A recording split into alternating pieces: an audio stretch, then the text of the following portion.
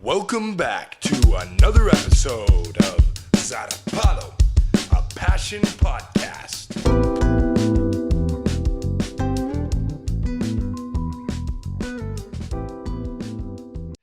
Today we have my good friend, actually one of my best friends and oldest friends, Alex Boortz. Welcome. Thank you for having me. Yeah, well, we're coming to you live from my childhood house.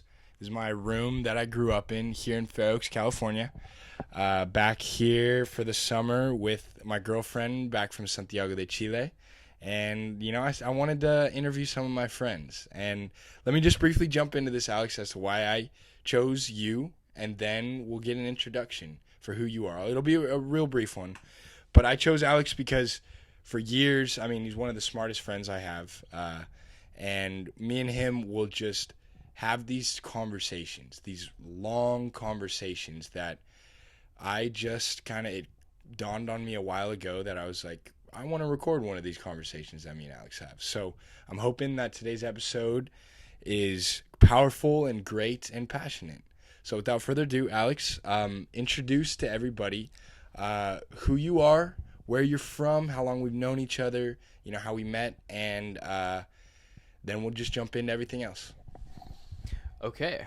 Well, my name is Alex Boortz. And I'm Boortz. from this general location. I'm from Orangevale, California.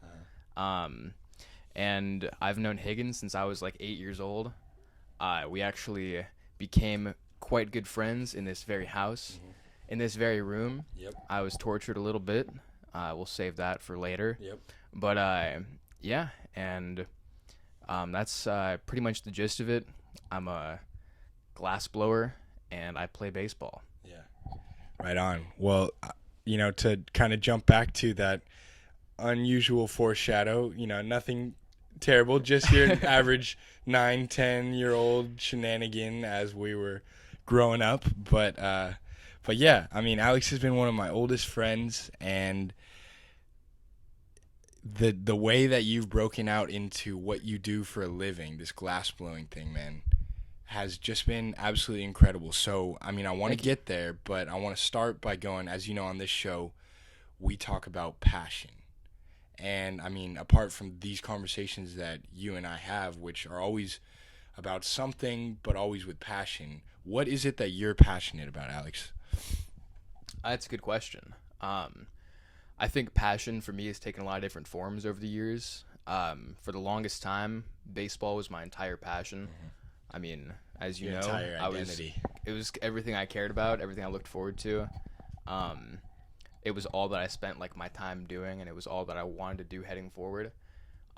Eventually, though, I had to kind of hang up the spikes. Yeah. And I kind of did so on a bit unusual of terms, which is something that I regret deeply. But for the last 5 years, ever since then, I've kind of had to figure out something new to feel that passion for. And, well, that kind of transformed into a passion for collecting glass bongs. Yes, yeah. Well, that's what I think is so important, because you created a career from just something that almost every parent would frown upon their high school age students doing. But it's an amazing story as to how you got in. So, you know, say again what it is that you're passionate about, what you just told us right there, and then kind of tell us about how you got to that. Yeah, totally. So personally, I've always been a big enjoyer of the cannabis, you could say. Yep, California. Yeah, although Hagen did not approve when we first, got into it and whatnot. But, I kind of took a long while away from it when I was playing baseball and focusing on that. And then when I came back from college, I didn't really know what I wanted to do. Like, I went to a university out of high school that I was honestly, like, just extremely surprised I even got accepted to. Yeah. And I got there hoping that was going to be what I focused my life on for the remainder of it. What were you studying when you first got there? Was it business? So my major was pre-financial mathematics and statistics. Oh, actually. yes. Okay. Yeah. Yeah. Very exciting. Yeah, super interesting. Everyone loves to hear about it. Yeah. Yeah. Good thing, foreshadow, the podcast is not about that. Yeah. So, thankfully. Well, actually. Yeah. But yeah, I mean, like, to be honest with you though, like, it sounds kind of crazy, but like I didn't even really know what that meant when I got there. Yeah. I just got accepted, like, on just a absolute, honestly, a miracle. Like, my GPA in high school was like a 3.1, which like is obviously not bad. It's not terrible, but the average GPA for the class was like a 4.05 or something like that. Like, it was a whole grade point above what I actually had, and I like got denied by like every school that I applied for, including Chico State and including San Marcos State actually. Yeah. And so when I got selective. Yeah, absolutely. But I was bummed, man. Like I couldn't believe it. And then the UC application process, it like doesn't end for a little while, and it takes like a month or so extra for you to find out if you'd been admitted to any of the UCs. Yeah. And so I got denied by all the schools that I like thought I might be going to, and then I'd kind of given up, and then like, you know, I saw some people posting on Twitter like, hey, like I got accepted into UC or whatever, and I'm like, you know, I may as well check the portal. Yeah. And I checked, and I was like in the parking lot of the school, like it was after like my first period class, and I almost passed out. I couldn't believe it. You got accepted to UC Santa Barbara. Yeah, that I got accepted. That was my dream school. Yeah. And I got denied by like my safety schools. Yeah. So I was like, dude, what the hell? Yeah, yeah. This crazy. is not supposed to happen this way. Yeah, and it honestly felt like a movie. Like I ran to the student government room where like Kirsten and all my friends were, and I ran in and I was like, Kirsten, I got accepted. Yeah. And we just like, you know, we just lost our minds. Yeah. Yeah, and like the world stopped for the day. Yeah. It was just crazy. Well, that's amazing. I mean, especially to remember that feeling and to share it. But I mean, it's all amazing how that contributed to your story about how you found it is what you're doing. Totally. Yeah. Sorry. So I kind of got a little bit no worries. Sidetracked there. I'm here to pull you That's back. That's gonna be a common theme. Yep. Yeah. Don't worry, I'll pull him back. I've been doing it for 20 years almost. But yeah, so like I got accepted. Absolute miracle. I ended up going, but I just didn't really enjoy it at all. Mm-hmm. I just didn't really feel like I belonged there. I didn't know what I wanted to do, and I was just kind of going there because I got accepted, and it was like, well, you know, I'd be a fool not to take up this opportunity. And so after the first year, I came back home, and I had no idea what I wanted to do. All I knew is that I wanted to do something that I could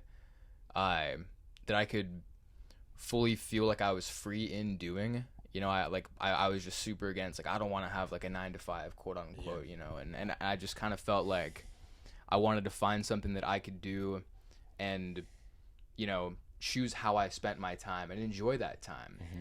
And so I was collecting these bongs, which kind of just came about. I was like smoking a bunch of weed. I was working at a restaurant, and I was spending all my money on these pieces. I mean, they're beautiful pieces.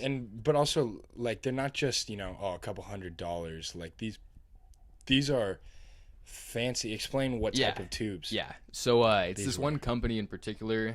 It's called Sovereignty Glass, and like basically it's kind of like, you know, you hear about like Dan Bilzerian buying like these $250,000 pieces to like take dabs out of or whatever.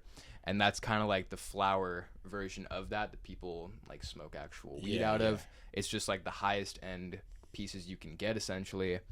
And like one in particular, I got it, and like the same day I bought it, and like I found it on Craigslist. Like it was super like under the radar. Yeah. And the same day I got it and posted about it, somebody offered to like fly out and give me $5,000 cash to like take it home with them. Yeah. And I said no. Yeah. I was like, but what did that feel like? Kind of knowing like, okay, this is what have the potential to kind of do something. Did that feeling or thought kind of cross your mind at all? So at the time, no, because like the people who make these pieces, almost all of them that are like the top guns in the game, they've been doing it for 20 years. Yeah. You know, and they got into it in like the 90s and like the early 2000s, and they're all like 40 years old. They've built these, you know, these glass empires over the course of like their whole lives, and so I kind of felt like, well, you know, they've all put in the time, they've built this. I can't just enter, you know, the market and make something even comparable, probably not for another decade or so. Yeah. And then after like 9 months of like doing this whole thing, I had heard there's this one glass blower that I had like bought a piece from in particular, and like somebody had told me like, hey, that guy, he just hit 2 years on the torch. And I mean, like, the work was phenomenal for And 2 years on the torch, that means what? Blowing glass for 2 years? blowing glass for 2 years. Yeah. And I just couldn't believe it, because not only was this guy making these beautiful pieces, but he was extraordinarily successful at that point in his career. Yeah. He had this huge outreach. He had this huge base of followers that were supporting his work, and he was making some of the coolest stuff that I'd seen. And so when I heard that, it was like a switch flipped in my mind. Like, dude, I've been doing this stuff as a hobby and spending like all my money like on these pieces that other people are making. Like, what if I could actually make that kind of stuff? Yeah. And so the timing of it all kind of worked out perfectly. Like, COVID hit, and I, got laid off from my job. I was getting the unemployment money from, the government. Yeah. And I had nothing better to do. And so I thought, well, I'll just buy the equipment and start doing it in my mom's garage.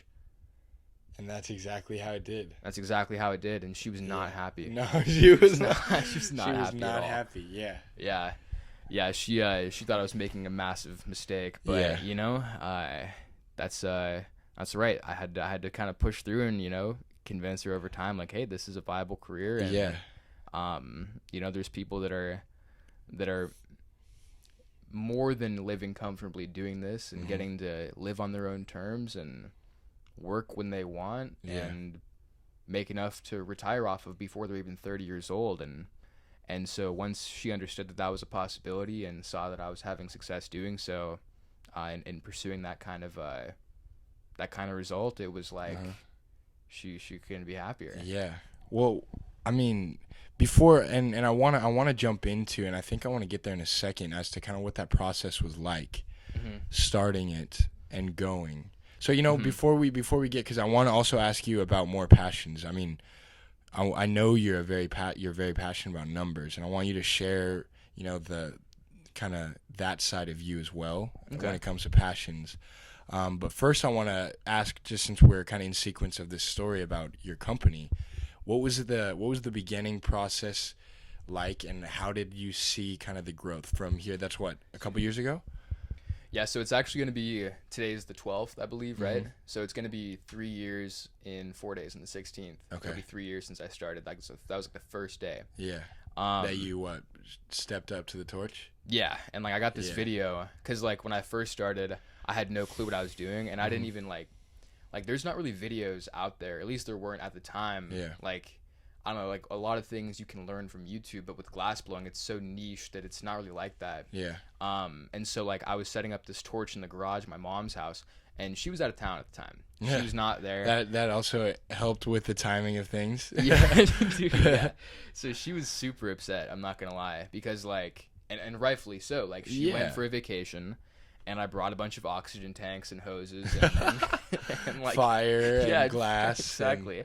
So I brought all this into her house, but I had a plan. Everything was going to be fine. And so I brought all this stuff in, and then like the first day, like the actual, like the July 16th, like the day it was all going down, I've got this video where like I'm turning on the torch, and Mason and Eli, my partner at the time, they're like hiding behind the washing machine because it's like sputtering out flames, and we're like, is it gonna blow up? We have no idea. Yeah, really. This is the first day we've been doing this, man. I got not a clue. Yeah, so I actually have videos of like the whole thing at the start, but so that was the first day. Wow, that's amazing. And so as it progressed, what are kind of some milestones, if you will, that you kind of realized, whether it was from your skill level to the recognition that you got from the community? Like, what is it? Yeah, what are some of those? That's a great question.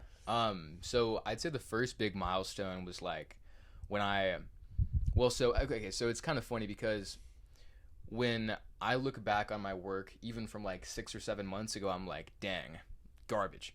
I'm like, who let me post this trash? Dude, yeah, and like the quality is great still, it's not like it's like a bad piece, but because it's like progressed so much in such a short period of time, you notice the intricacies. I notice all these small things, and I'm like, damn it, like I could have done this, I could have done this. Yeah, exactly. And so when I was like first starting out, there was all these different times, and it still happens to this day, where I'm like, oh man, I'm finally reaching like that level where there's nothing I can see wrong with what I'm making. Yeah. And then like a few months pass, and I'm like, oh no, there's all kinds of things wrong. And so it was kind of like every few months or so I'd have this moment where I make something, I look at it and I'm like, damn, this is like the level of quality stuff that I was buying and paying top dollar for. Yeah. Like there's pieces that I've like bowl pieces or what I make, and there's bowl pieces that I've spent like $500 on, $600 for on making. No, just the ones that you've bought. I used to collect them. And you know, there were some moments where like I'd make a piece, hold it up to a piece that I paid hundreds of dollars for, and think like, dude, this is like, you could argue that this, you know, was made by the same person. Yeah. And so those were the huge moments for me. But those moments keep kind of happening as I get better and better, and I start to see like, oh man, like there's so much room for improvement, and there's, you know, it can always get cleaner. Yeah, absolutely. And I mean, I think that's so amazing, and I'm stoked to give you an opportunity to talk more about like those milestones and those moments when it comes to that. But back to that original thing I said, like, what are some other things that you would put as passion, you know, in your life? So I'm not gonna lie. Passion for me has taken a huge roller coaster in the last like 5 years, because like I said, baseball was everything to me. And when I quit baseball, I quite literally took the bat out of my own hands. I got accepted into UC Santa Barbara, and I was like, well, they have a D1 baseball program, I'm not going to make the team, so I quit right there. And then I just never played, I never watched it, I stopped doing everything. And so fast forward, you know, the last 2 years or the last 3 years I've been blowing glass, and that's been extremely fun. I've had a great time doing it, and it's given my life a lot of purpose. But passion is not purpose. There's a lot of things that you know, I've realized I've kind of let slip in the last 5 years as well. And so about 3 months ago, I think it was in the middle of March, so maybe it was about 4 months ago now, I came back from visiting my buddy Mason in Chico, and I was kind of disgusted with myself. And like, I don't want to get too into details, but working for yourself, it's a blessing and a curse. Especially when you do it in your own garage, because you can be an absolute slob. You can, like I have this buddy who blows glass up in Chico, and we were like, dude, it's like every day is a sick day. Like when you're home from school, like sick. You're in your pajamas. You're watching fucking TV until whatever time, until you're like, oh, whatever, I guess I could do that. And then so I guess I came back from Chico, and I'm kind of getting off topic, so I'll reel it back in here. Basically, I came back, and I was like, damn, I've let my life go to absolute shit. I have zero control over my routine. I have zero control over my restraint. I indulge in everything that I can indulge in. I eat ice cream in mass amounts every single night. It was a huge problem. Like I just couldn't stop, like, blowing it when it came to like sticking to an actual disciplined routine. And Leatherby's size portions. Dude, absolutely. Can't be the all day, every day Leatherby's attending, man. Dude, no way. And so like I just kept eating ice cream. I kept waking up at. Dude, it sounds ridiculous, but it's a huge problem. And from what I've heard, a lot of people have this problem, like with ice cream specifically. That is the funniest. Dude, it is. I'm sorry, but that is. I'm not knocking that it's not real. I just think it is so. We need to raise awareness, Hagen. It's important, dude. Call the number at the bottom of the screen.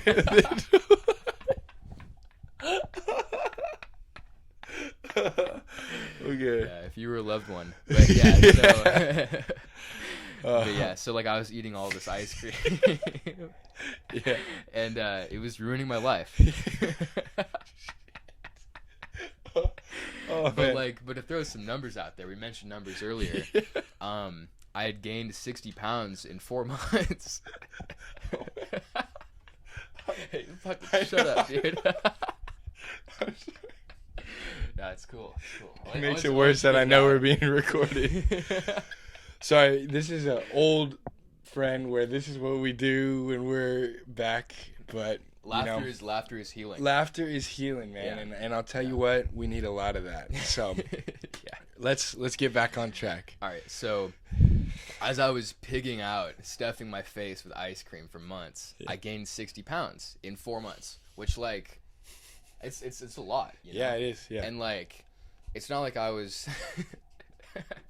Okay, I'll just keep steamrolling through here. Yeah. Basically, I woke up one day, I came back from hanging out with my buddy, and I had gained like 15 pounds in this one weekend, like, because we were just eating all this bullshit. Yeah. And so I'm like, dude, like, I'm out of control. Like, not just because of the ice cream, but because I was waking up at like awful times. I wasn't getting any work done. Yeah. I wasn't taking care of myself, and like, it's one thing to like do that for a little bit at a time. Obviously, everyone's gotta have days where you just relax and just recover. But like, I wasn't recovering. Like, I just kept getting worse and worse. And I saw like I kind of saw like the rest of my year like in that day. Like, man, if I keep at this pace, like I'm not even kidding. I'll be like 300 pounds at the end of the year, which is like double what I'd weighed like 6 months prior. And in the meantime, I can't even imagine what my habits are gonna be like at that time. Yeah. If I keep going. Let's pause. Oh God. We're gonna cut. Oh my gosh, dude, I'm so sorry. All right, so.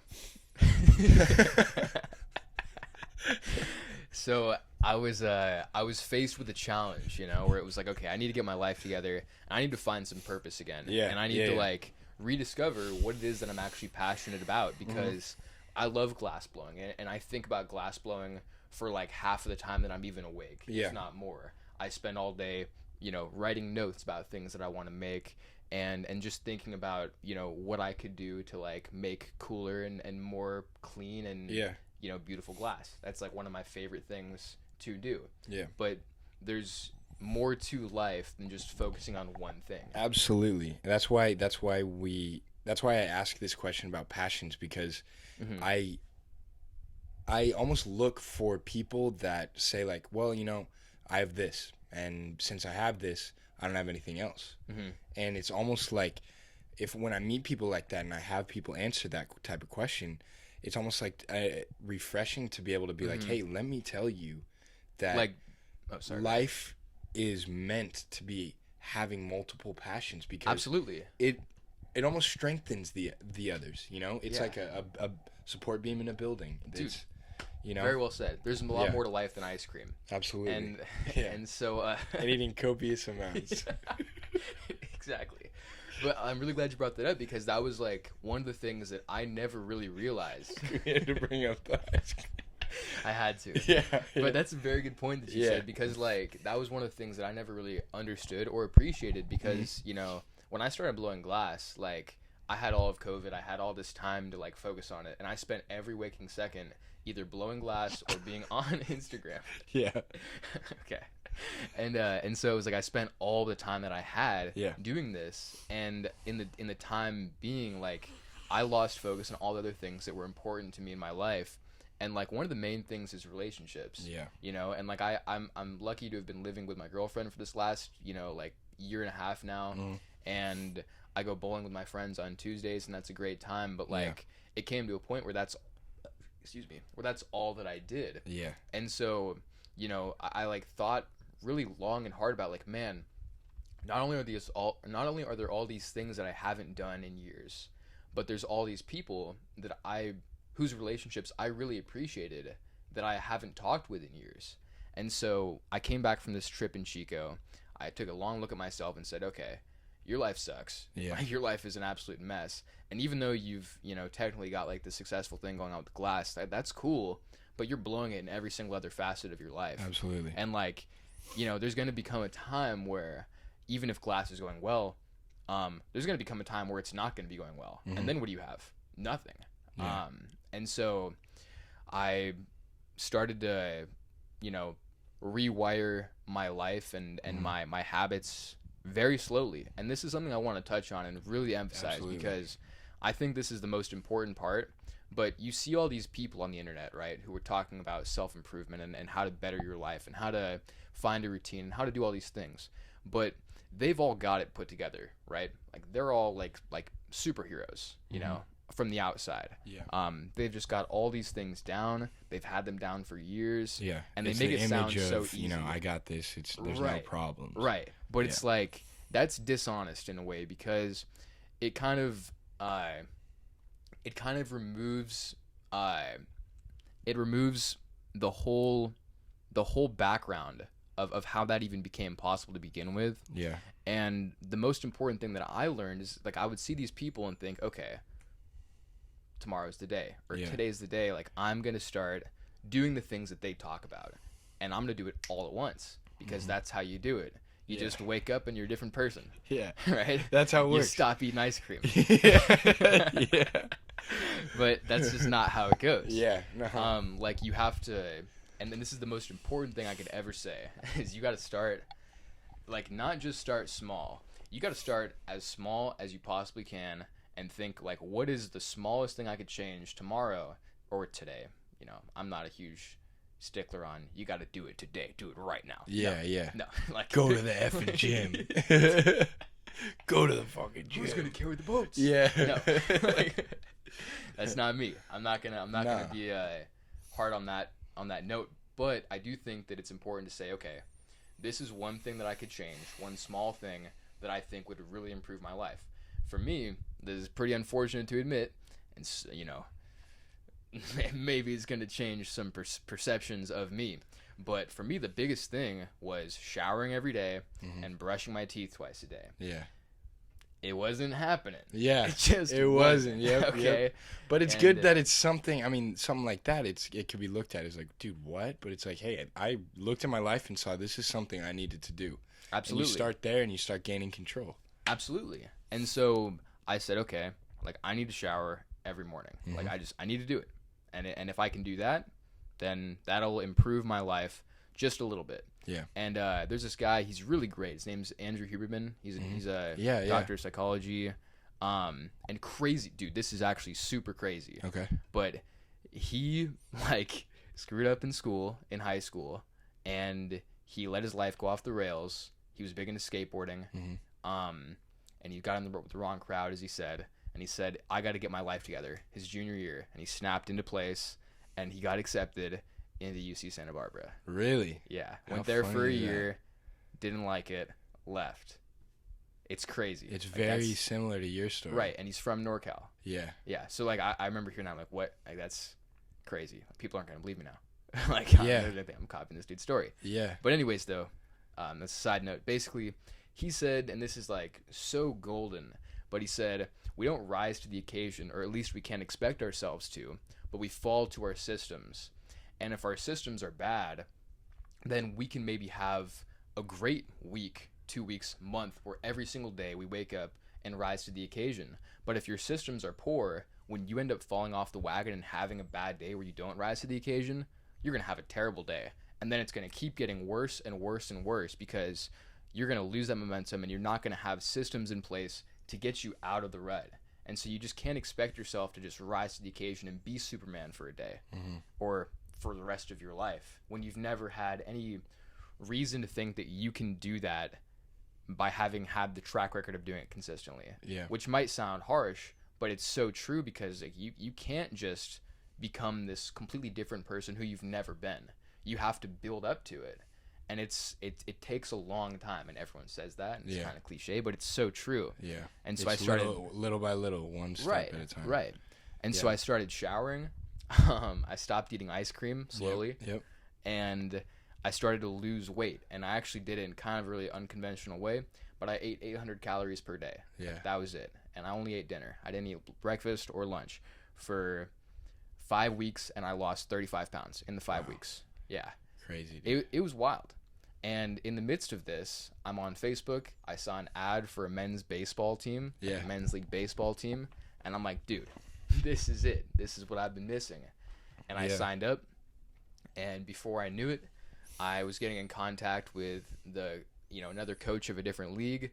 And now I'm going out to sub for their games like twice a week. And there's guys throwing 90 miles an hour in this league. Yeah. And it's like, there's guys coming right out of AAA. And who are signing up for this league. And let me ask you this. What have you seen these changes and these introductions of old passions and healthy lifestyle choices, what have you seen them do for your glass blowing? Oh, man. Well, I mean, the biggest thing is, like, it's really given me a whole new appreciation for what I have, like, for what I have at my fingertips. Yeah. You know, like I worked so hard in the beginning to get everything rolling and to get the ball, rolling and, and to get things to a point where I could truly call it a career, you know? Mm-hmm. And I worked so hard to do that. And then I just kind of got burnt out for a long time. And I still blew glass, but I didn't do it as consistently. And this was kind of the time period where that was my only focus. As filled with passion, too, as well. You weren't doing it as much with as much passion as Absolutely. you And so I kind of took it for granted. And now that I've gotten my life back in order and that I've been able to get these things going and I have the time to play baseball 3 games a week or so. I have the time to go and hit, a couple times a week. I have the time to go bowling on Tuesdays and have a bowling league on Thursday nights. Yeah. Like I have the time to do all these things because of the career that I have. Mm-hmm. And so it's just like giving me this whole new appreciation for, okay, if you take care of business, you can have a great life where you can do all the things that you want to do. Where you can take care of business and still be able to do these things. Right. And so it's like, man, I'm just so lucky to be able to do what I do. And I really didn't appreciate that for the longest time because I was just being a freaking piece of shit. Yeah. Just an ice cream eating piece of shit. Yeah, exactly. Yeah. Well, man, one thing, and we're gonna transition out to this, but I think there's no better way to kind of touch on what you said right there than thinking about the power of introducing these other passions to your life, especially when you have something that you're so passionate about. Like that love for glass blowing, it came on, it was strong, and it was,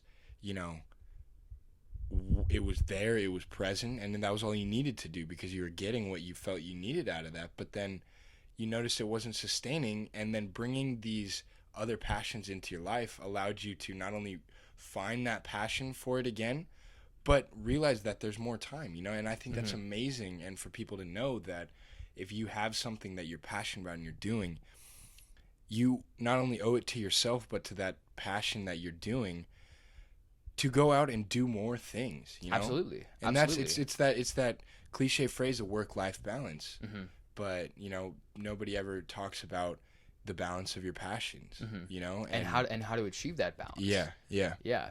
Well, so it's funny too because and I told you this on the phone like probably a couple months ago now, but I said like, hey, like I've changed my life in all these ways, and I owe a lot of it to you because you're the one who kind of told me and inspired me like to really find what it is that I'm passionate about and to actually go towards those things.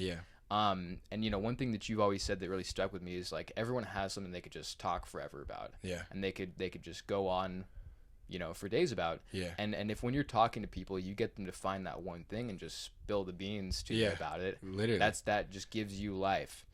And I really try to take that and apply it to my own life. Like, dang, like I'm like, and when you told me that, it was years ago. But when I had this like dark ice cream eating time, I had to like seen the bottom of many bowls. Exactly. But it was like in that time, that was one of the things that I thought about most was like, dang, like not that I thought you would feel this way, but I'd be like you would call me, right? You lived down in Argentina at the time, and you'd call me and I'd be like, dang, I got really nothing good to share with Hagen about what I've been up to.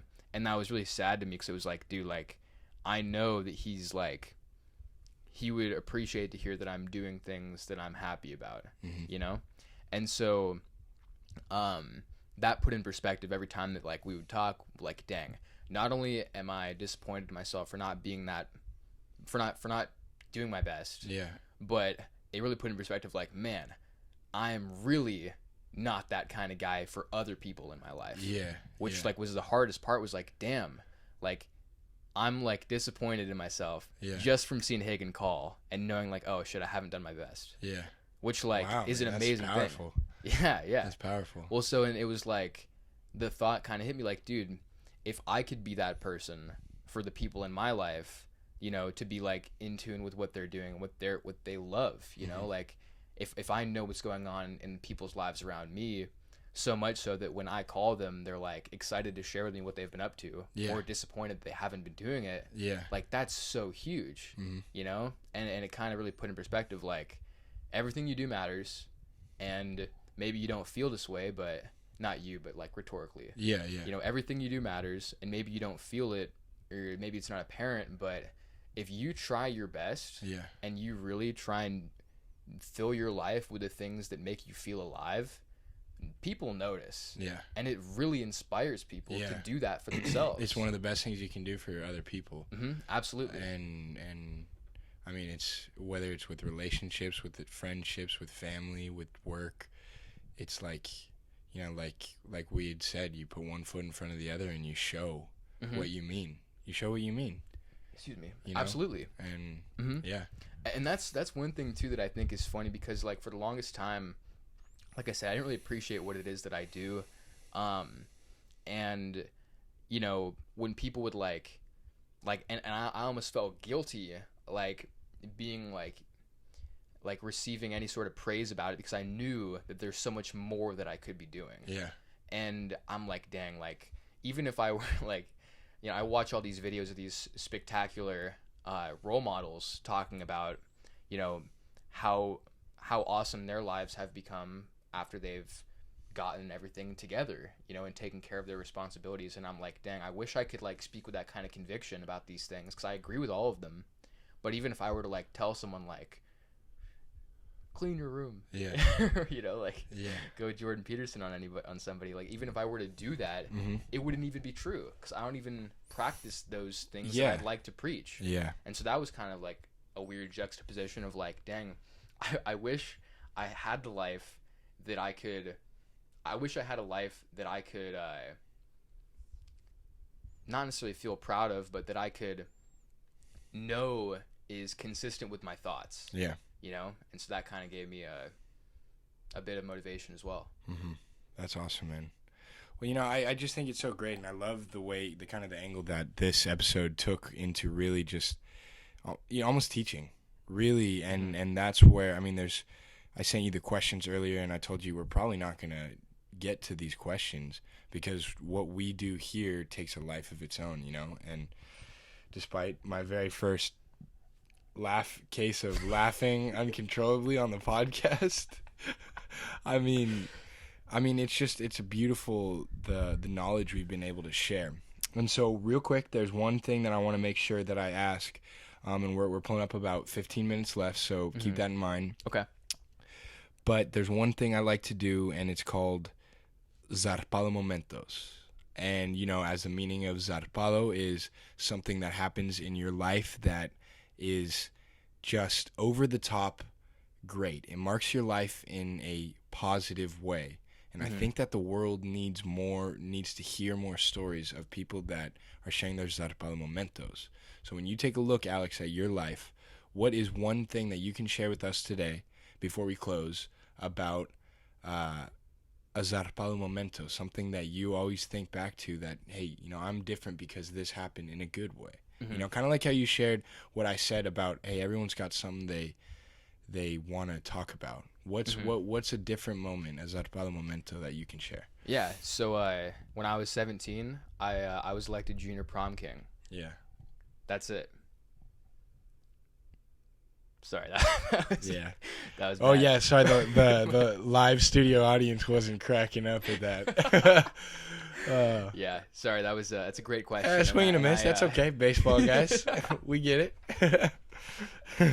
Tough, dude. Yeah. So, but okay, so, I feel like, in regards to that question, like there's a lot of things that a lot of small things I could say, but I think that there's not really been like one huge moment where it was like, oh man, like some amazing thing. It's not like I've not been out there giving the commencement speech or anything. You know what I mean? Well, many don't. Not like I've been out there. Okay, never mind. Yeah. I was gonna make a junior prom king joke. It's not gonna happen. Sorry, guys. But here's the thing, for me, I think that the most Zarpado momentos. Yes. That I could think of is a small event that's kind of the culmination of a bunch of larger events. And so when it comes to like these last few months, I've really tried to get my life in order, as I was mentioning, ever since like that ice cream moment, like I was saying. Uh-huh. But there hasn't been like, a huge, like it's been a small shift over the course of time. Mm-hmm. But I heard this quote, and this quote kind of came to life, I'd say about a month ago. The quote is, "When the student is ready, the master will appear." Yeah. And that's something that, like, I think it's a beautiful quote, Yeah. and I think it's really, really exciting to think about. And it's Wow. so true. Like, my brother, he moved to San Diego, and he was like, as soon as he got there, his transmission blew out on the way. And so he like bought his first car, his first like nice car. On the way to live in one of the most expensive cities in California. And so his transmission blows. He buys a new car, and he's going backpacking a month later, and his transmission blows in the new car. No. Yeah, and he was like, dude, this is Curtis. like such a huge setback. But at the same time, I'm so glad it happened, because this is one of those teacher moments where it's like, okay, you've been doing all these things to better your life. What are you going to do now? Yeah. You know? And so I was kind of waiting for that moment, because I've had all these, like I mentioned, all these small gains for the last few months of getting my life back in order. And I was waiting for that moment. And I guess the best representation of that was I went backpacking in Big Sur with my brother. And we had a 20-mile hike that we were planning to do, and it's in Big Sur. So if you're familiar with the terrain, it's very mountainous. Exactly, yeah. And so it's an out and back trail, and it's a mile of elevation gain out and back. So if you're going to go out, it's a mile of elevation gain. If you're going to go back, it's another mile of elevation gain in total. And so essentially we had this trip planned, and I would not have been even remotely prepared had this trip taken place 2 months earlier, but we ended up going at the end of June. And I went out there and had been, This past June? Yeah. Really? Okay. Yeah, it was last month. Wow. Nice. And he flew out, and then we went like the next morning, and pretty much we went out, and I had only been backpacking once before, and it was a difficult backpacking trip, but it wasn't anything like this, even remotely close. And so I went out there, and I got my ass handed to me. Yeah. We went like 6 miles the first day, and we had to set up camp because it just got dark. Yeah.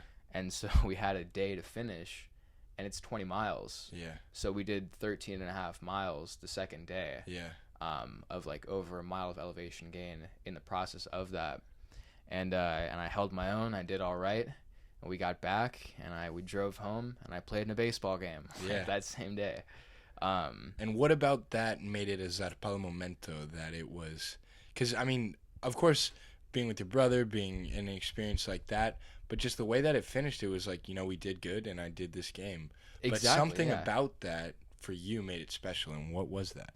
Well, it was kind of, like I said, it was just more so the culmination of the fact that, like, had this happened, had I been faced with this challenge even a month prior or 2 months prior, I would have been in no way, shape, or form prepared for any of it, and I would have quit.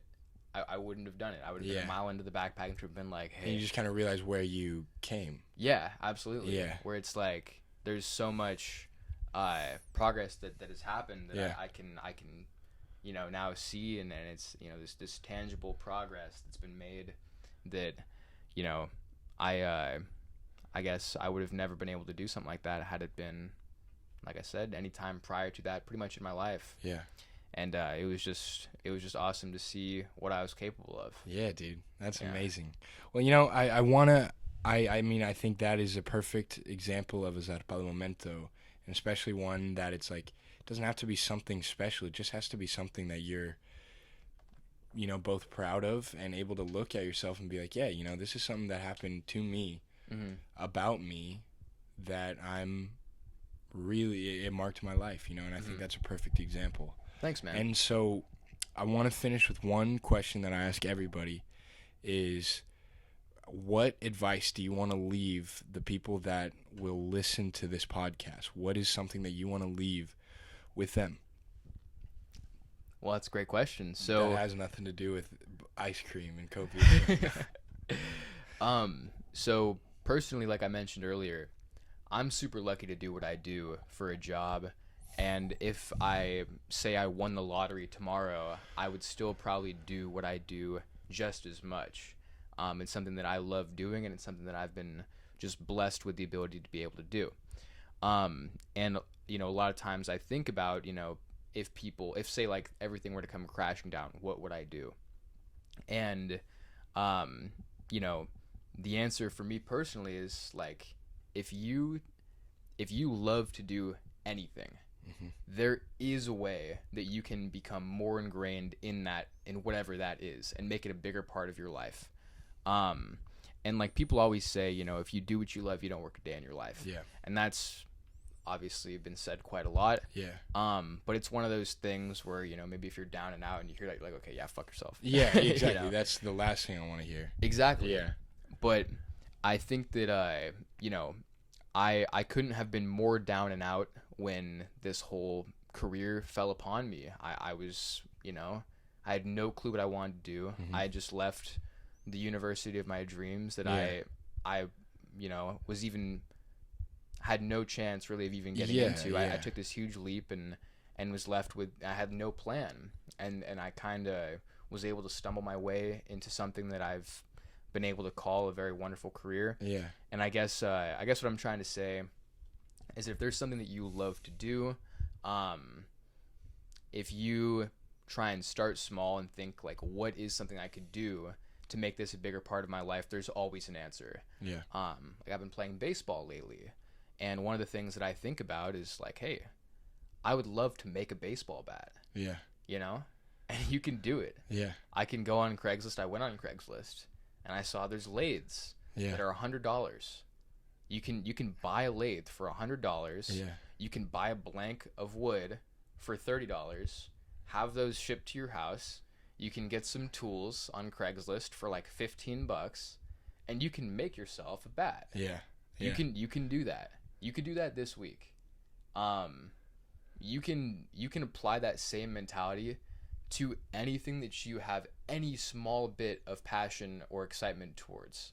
You can take anything that you enjoy. If you like to share stories, you can buy a microphone on Amazon for $20, and you can set it up with your phone, and you can make videos talking about things that you want to talk about. You can tell you the can stories. make a Zarpado podcast. Yes, you can. And I guess the best way I can sum that whole thing up is just saying, you can really do anything that you want to do, as long as you take consistent steps towards finding out how you can make that a realistic part of your life. And if you can do that with all the things that you enjoy, sooner or later, your life will be filled with all the things that you have the most love for. And you don't have to be rich. You don't have to really have any resources outside of the bare minimum to be able to have a life filled with all the things that you find the most joy in doing. Yeah. And you if just you got to can do find that, the love. That's man. an amazing life. You find the love in what it is that you got, and the rest will set you free. Absolutely. It'll take the rest from there. Well, people, this is what I told you about. It was a little unconventional. We laughed. We talked wisdom, but every time I connect with you, we just have these conversations that are worth sharing. And that's what we did today. So this has been another episode of Zarpado. We'll release photos of your work you've done. Drop your business name. It's what, Moose Glass? Moose Glass. Moose Glass. Yes. One word, _ right? Yes, Moose Glass _ on Boom. Instagram. There you go. Look it up. See some of the work. I'll post some of it with it. But Alex, thank you, brother. Thank you so much for having me, dude. Yeah. And, it's been an awesome time, and I really appreciate that you saw me as a candidate to have on here. I really appreciate it, and I'm honored to be here. You got passion? You're on the show.